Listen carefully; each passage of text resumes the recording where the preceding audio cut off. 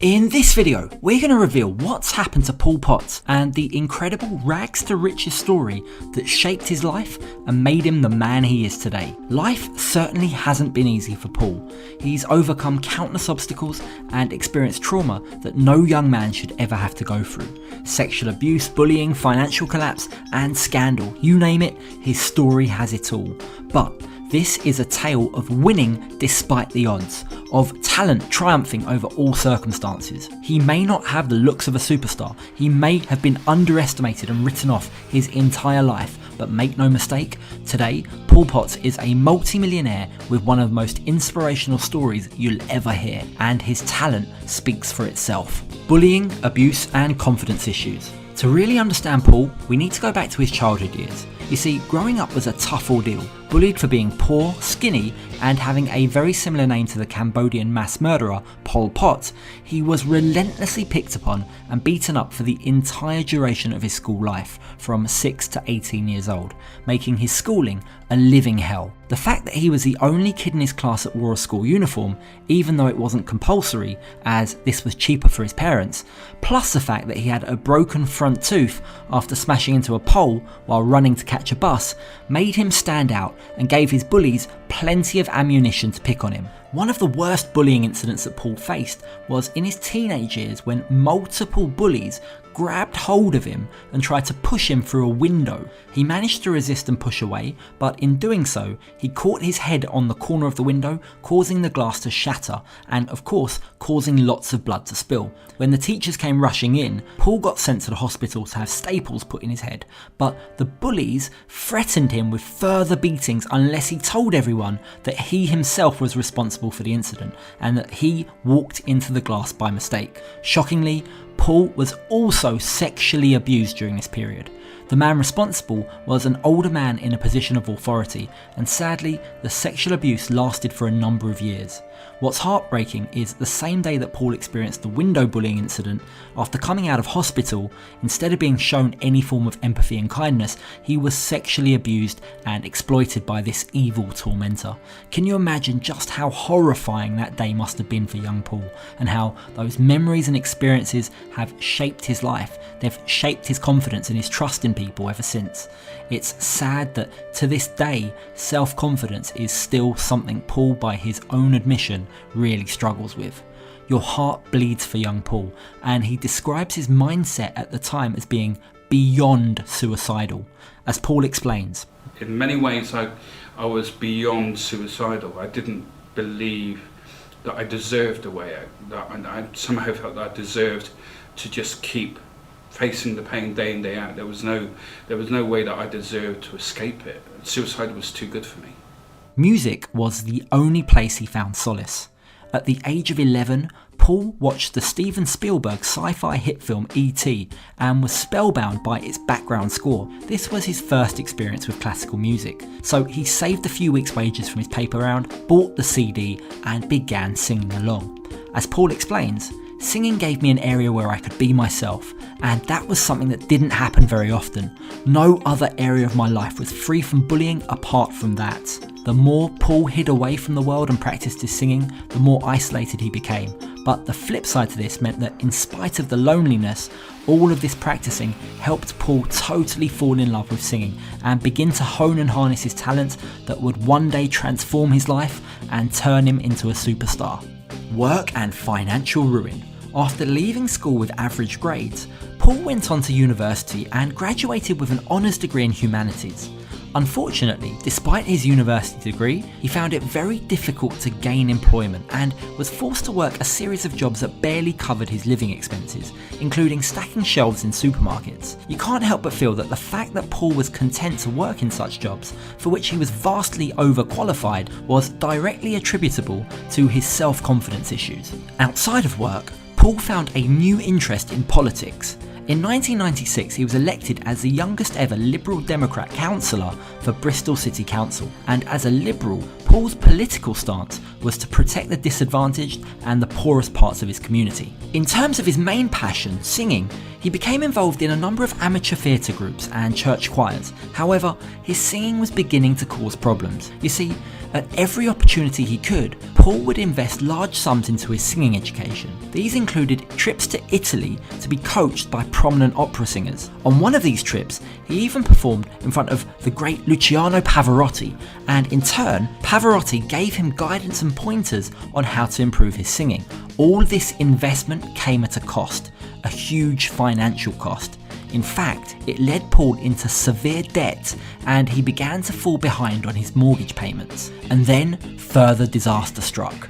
Health, illness and matters of the heart. Paul has suffered greatly with illness and health issues throughout his life and has spent a lot of time in the care of hospitals and doctors. For example, days before his final A-level school exams, which would determine the university he'd get to go to, Paul was run over by a car as he was crossing the road, resulting in a hairline fracture to his fourth vertebrae. This left him wheelchair bound and in severe pain, unable to fully concentrate while sitting his exams. In 2002, at the height of his amateur theatre days, Paul's appendix burst. Fortunately, doctors were able to operate immediately. If they hadn't, he could well have died. But yet again there was more bad news on the horizon. In the course of examining Paul after the appendix operation, it was discovered that he had a massive 29cm long tumour on his adrenal gland, very close to his liver. The tumour was causing his body to overproduce the hormone cortisol, which in turn was causing the once skinny Paul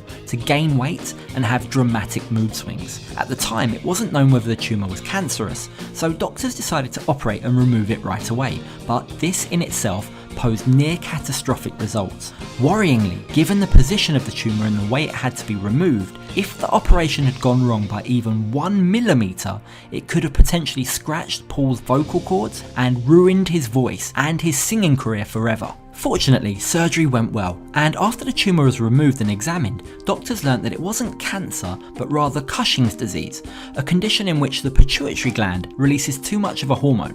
One of the side effects of this disease is it gives sufferers a round face, which explains Paul's distinctive facial appearance.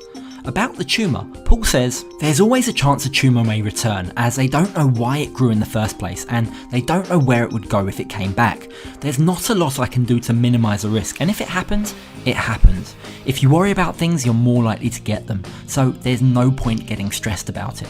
Paul was off work for 8 months during the rehabilitation period and was unable to sing during this period. When he finally restarted work, within 4 days, he was again involved in another accident with a car, this time whilst riding his bike. A car pulled out in front of him, giving him no time to react, causing Paul to go flying over the handlebars, landing on the road, fracturing his collarbone and dislocating his shoulder. Once again, he had to be signed off work for another 8 months. Paul became very depressed during this period, spending a lot of time sitting around at home, unable to move much because of the pain.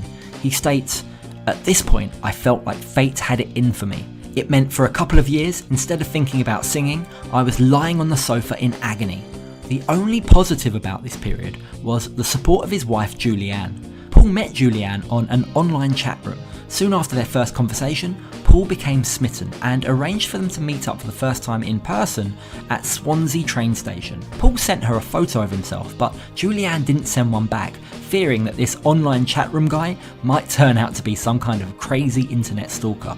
Paul says, "She had a picture of me, but I didn't have a picture of her. So when I got off the train, I was worried she would just run away."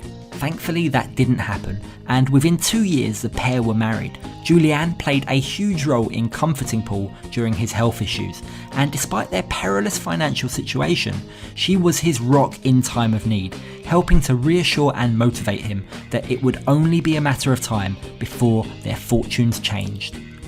Talent shows. Not many people know this, but in 1999, 8 years before his Britain's Got Talent audition, Paul actually appeared on and won another TV show called Michael Barrymore's My Kind of Music. You may remember Michael Barrymore from our Susan Boyle video. Barrymore ruined Susan Boyle's first shot at fame by looking up her skirt and deliberately distracting her. If you haven't seen our Susan Boyle video, I'll include a link in the description for you to check out. But winning this show was a seminal moment in Paul's life. For the first time ever, he realised that he had the ability and the aptitude to win a talent show, and this gave him a huge injection of confidence. It also taught him that if he ever needed, he might be able to win prize money from talent shows to get him out of a tight squeeze, and this was something he'd come back to in 2007. When Paul applied to go on the first series of Britain's Got Talent, the banks were weeks away from repossessing his house. He was literally on the brink of bankruptcy. His need for money had never been greater. The prize money for Britain's Got Talent stood at a whopping £100,000. This was a huge motivating factor for him. For the audition, Paul chose to sing Nessun Dorma, the same song he'd sung to Pavarotti. The 3 judges and the 2,000 strong audience were left completely spellbound, and Paul got a standing ovation. Amanda Holden couldn't hold back her tears. Simon Cowell said, "I wasn't expecting that. No, neither was I. This was a complete breath of fresh air. I thought you were absolutely fantastic." But this was just the beginning. Paul repeated his act in the final and became the first winner of the blockbuster show. His fairy tale success won him the £100,000 prize money, a performance in front of the Queen of England, and a £1 million record deal with Simon Cowell. He became an international sensation. His videos went viral on YouTube, and for quite some time they remained the most viewed video on the site. But once again, problems were just around the corner. Scandals and conspiracies. As is often the case when it comes to celebrities, the media did its best to build up Paul and then knock him back down. Soon after he was announced as the winner of Britain's Got Talent, stories started to come out questioning whether Paul should have even been eligible for the show in the first place. The accusation was that Britain's Got Talent was billing itself as a show for undiscovered talent. Paul, the critics argued, wasn't undiscovered. He'd been singing in amateur theatres to a very high standard, he'd been coached by world famous opera singers, and had even won a talent show beforehand on TV.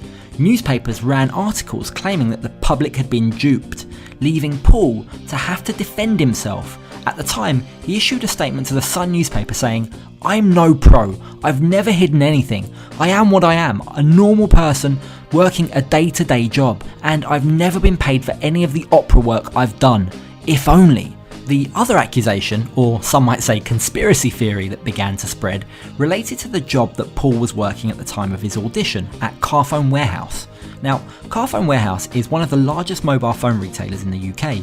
At the time, Paul was working as a salesman in one of their Welsh stores. These conspiracy theories noted that Carphone Warehouse were the main sponsors of Simon Cowell's other hit show, The X Factor. By selecting an employee of his main sponsor to win Britain's Got Talent, they argued that Carphone Warehouse stood to gain enormous PR and media coverage. With all of this speculation and rumours overshadowing his victory, Paul did what he does best. He put his head down and just sung. To date, Paul has recorded 7 albums, the first of which, One Chance, sold over 2 million copies and topped the charts in 13 countries. Paul has an estimated net worth of about $10 million.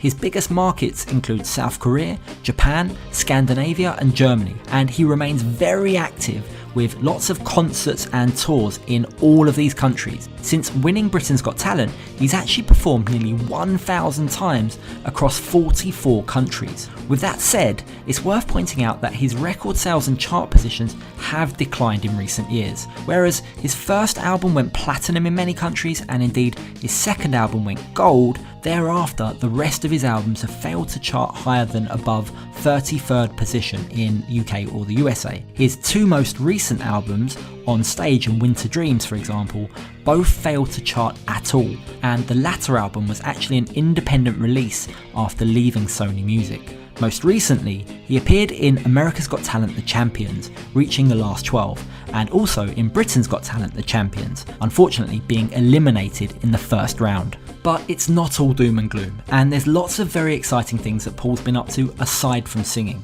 For example, Paul has had a movie made about his life called One Chance, and in the movie he's played by James Corden. The film actually went on to make roughly $11 million in box office sales alone, and of course Paul received royalties from that film. But interestingly, the production company that kept a large percentage of those profits was none other than Psycho Entertainment, owned by Simon Cowell. What I'll do is I'll include a link to our video the untold truth about Simon Cowell for you to check out after this one. Simon has a crazy story himself, so be sure to check out that video. But as far as Paul Potts is concerned, this is a story about a boy who's bullied and abused his whole life, but no matter what life throws at him, no matter the hardships he has to face, he never gives up on his dreams of being an opera singer, and Paul is having the last laugh today. Good on him, I say. Thanks for watching, and catch you on the next video.